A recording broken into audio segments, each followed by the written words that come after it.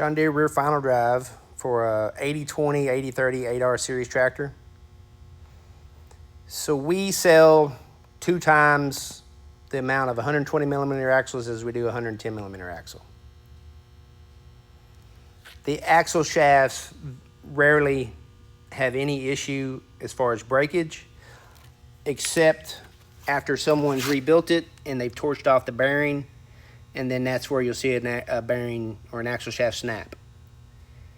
I'm not going to tell you that it never happens, but what I will tell you is that through core analysis or failure analysis, what we see, if this axle shaft was broken off, when we took our bearing off, we see a torch nick in it. It happens every time. So don't do that. Don't let your mechanic do that.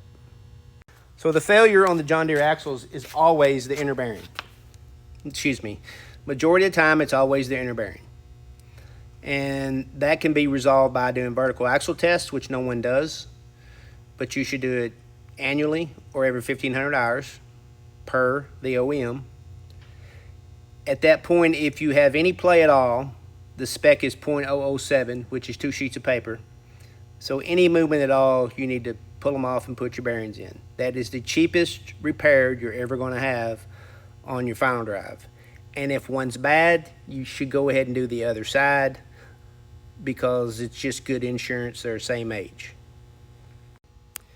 Now, the guts, the gearing, the ring gear, planetary carrier, all that's the same as a 110. There's no difference. In fact, the axle housing itself is cast the same. It's just machined differently. So maybe my point here is that, is it really heavy duty? Or is it not? Now, I will concede that the majority of the 120s they're always standard on the higher horsepowers, optional on the lower horsepower. I don't track what tractor these get sold for enough to give you that data.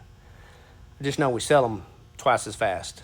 So if you have one that fails, is a 110 actually an upgrade because it fails less? Food for thought.